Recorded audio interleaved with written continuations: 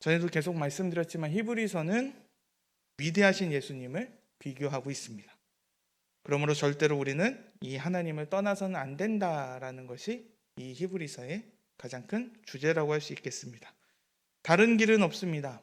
예수님은 이런 하나님의 아들로서 천사보다 위대하시고 모세보다 위대하시고 여호수아보다도 위대하시고 대제사장, 그리고 이전 부분에 나오는 멜기세덱과도 비교할 수 없는 하나님의 아들, 우리의 구세주가 되십니다.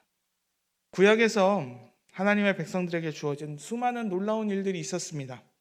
진정 믿음의 영웅들이었고 하나님의 은혜가 충만한 시간들이었습니다. 그러나 비교할 수도 없는 하나님의 아들이 오셨다라는 것을 우리는 잊지 말아야 합니다.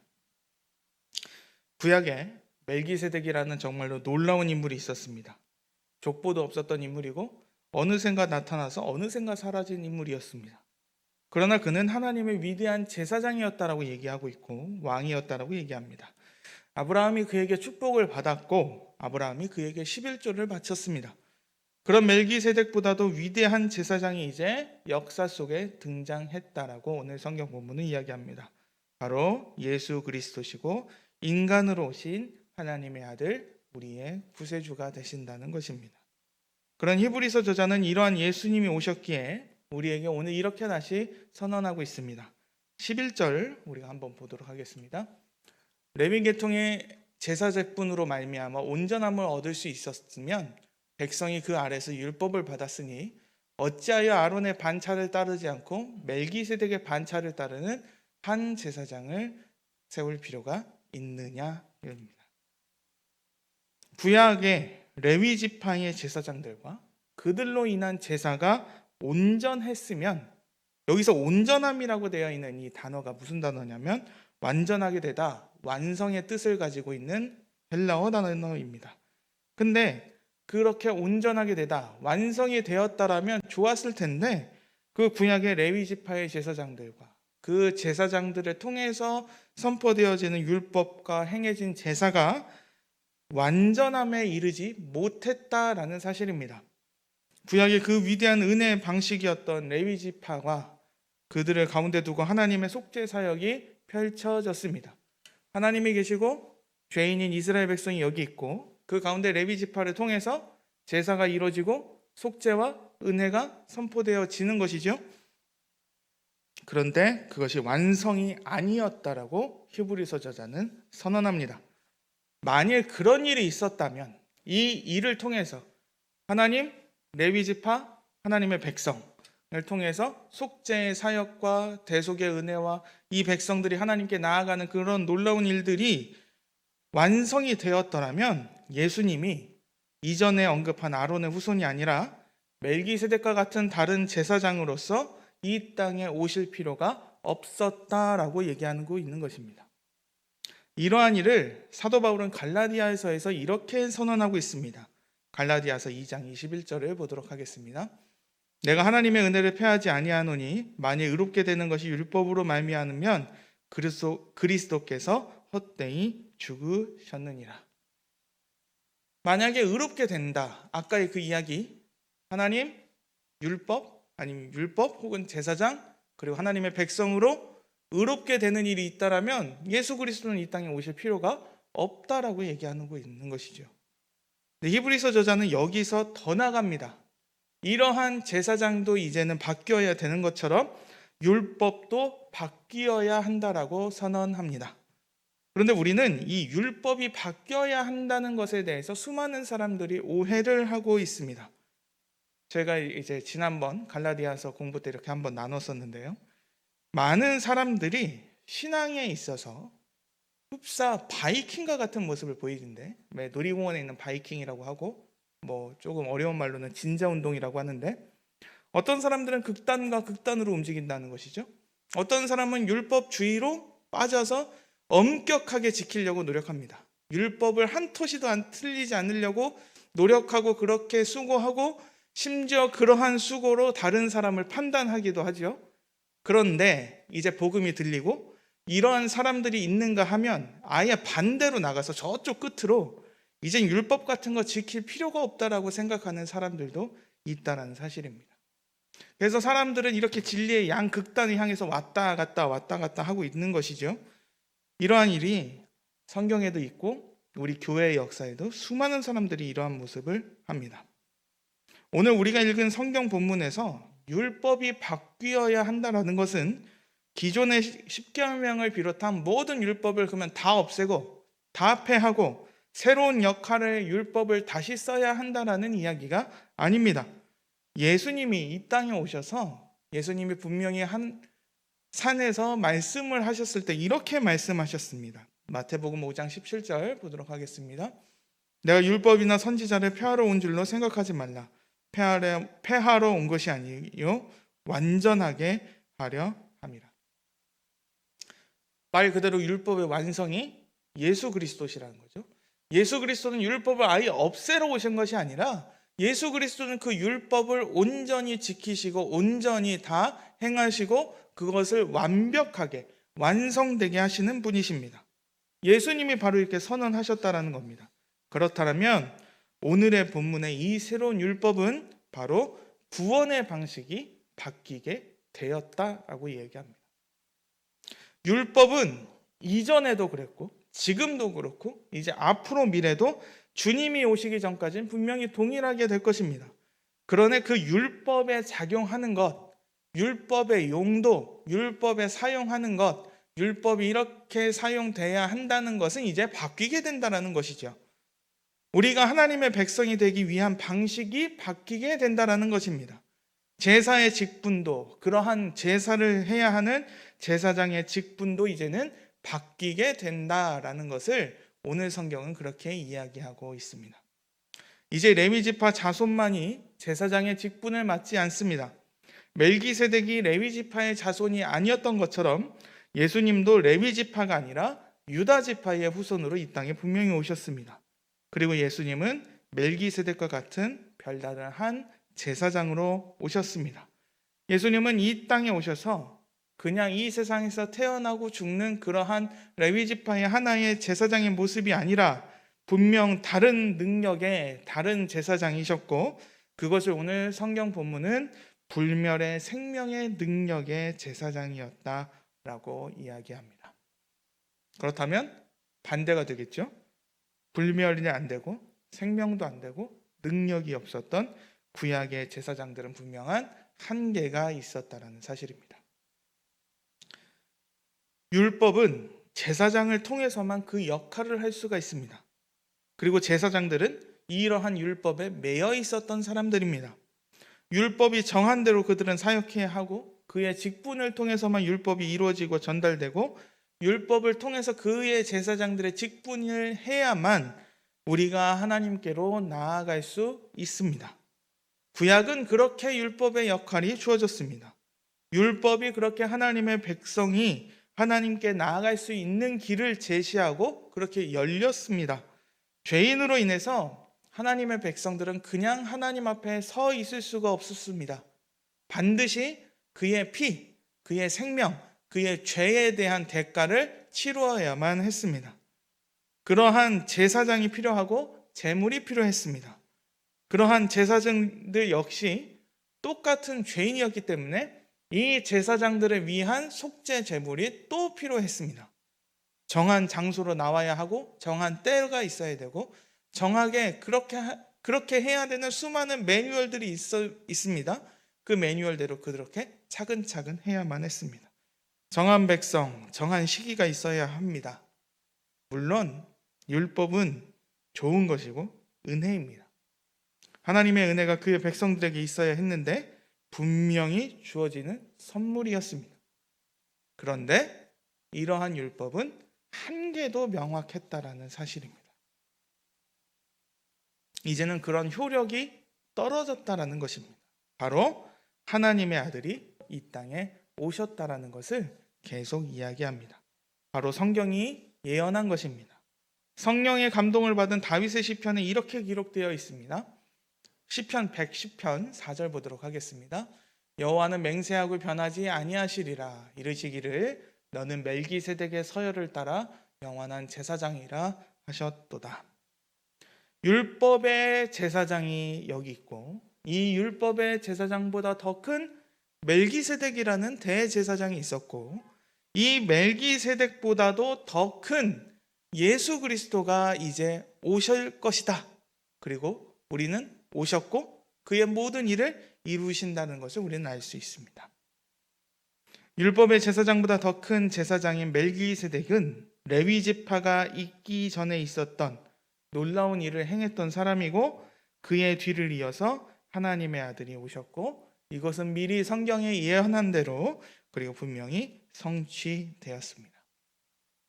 히브리서 저자는 18절에서 19절에서 이렇게 아예 선언합니다. 전에 있던 계명은 율법은 연약하고 무익하다라고 얘기합니다. 그리고 이 율법은 아무도 온전하게 하지 못한다라고 말합니다. 사도 바울은 로마서 8장 3절에서 이렇게 선언합니다. 율법이 육신으로 말미암아 연약하여 할 수 없는 그것을 하나님은 하시나니 곧 죄로 말미암아 자기 아들을 죄 있는 육신의 모양으로 보내어 육신의 죄를 정하사. 율법은 좋은 것이라고 제가 다 말씀드렸죠.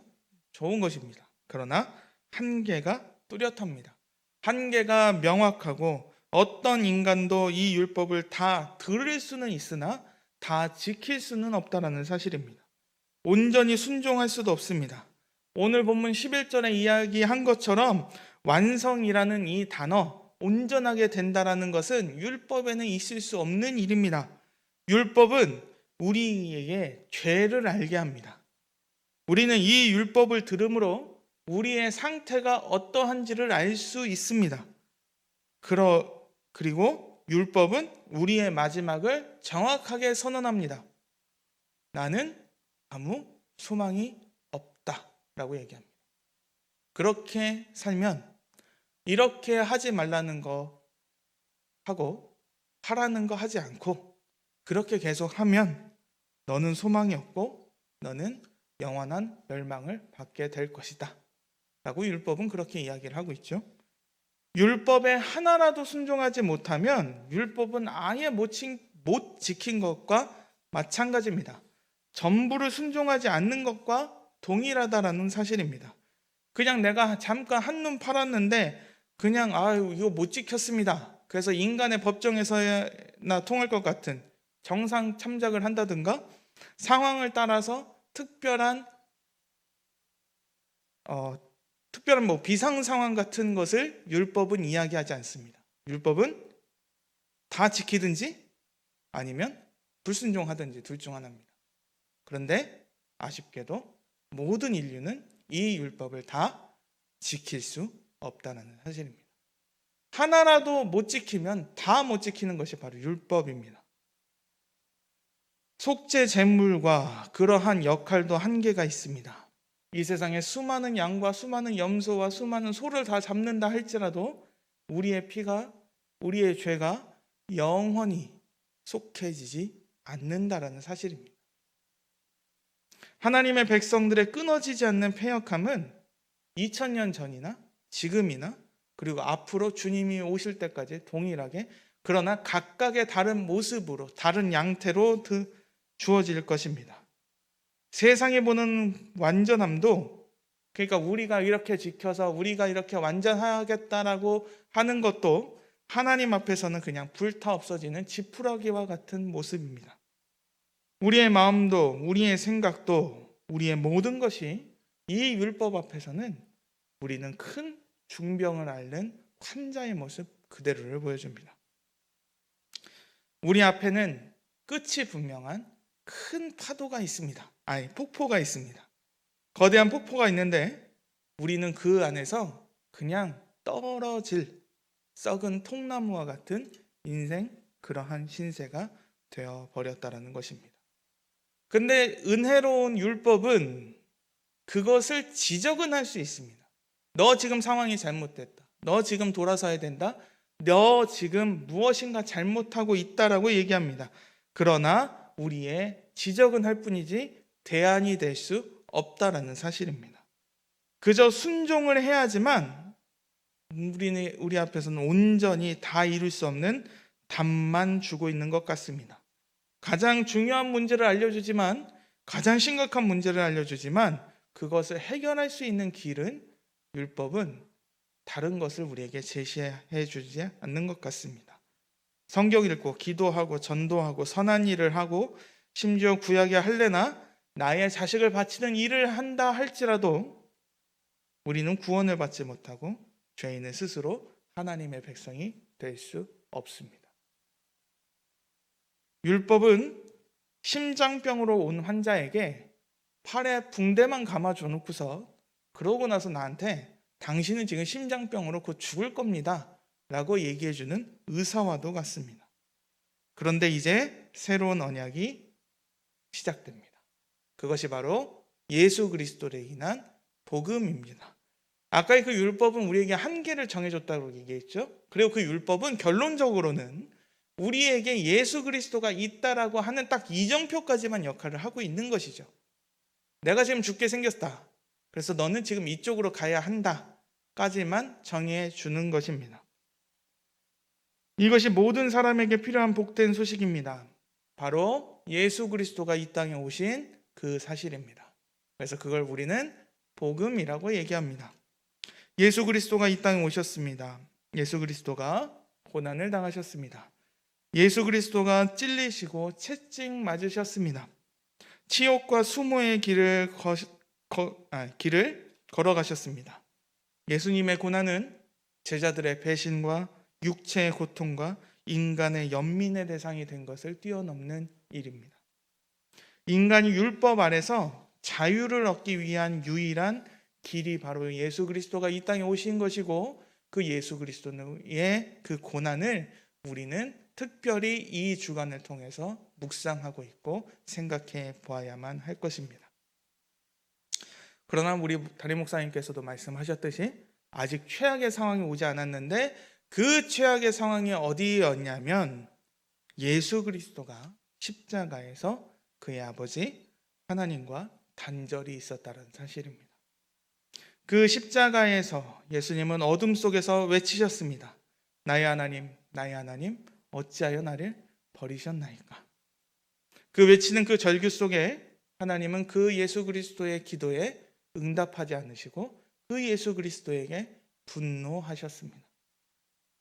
예수님은 여기에 모인 저와 우리의 모든 죄를 담당하셨습니다. 처절한 양의 고통의 울음소리가 가득한 성막과 성전의 그 일이 골고다의 십자가에서 더 절절하게 더 큰 일을 이루시며 그 모든 일이 선포되었다는 사실입니다. 그리고 예수님은 그 십자가에서 이렇게 선언하셨습니다. 다 이루었다.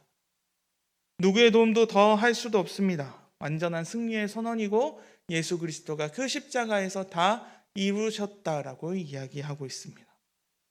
그 아들의 십자가로 인해서 거룩한 지성소가 율법의 역할을 그대로 이어가지 못하고 새로운 언약의 시대가 열렸다라는 것을 마태복음은 이렇게 보여줍니다. 마태복음 27장 51절입니다.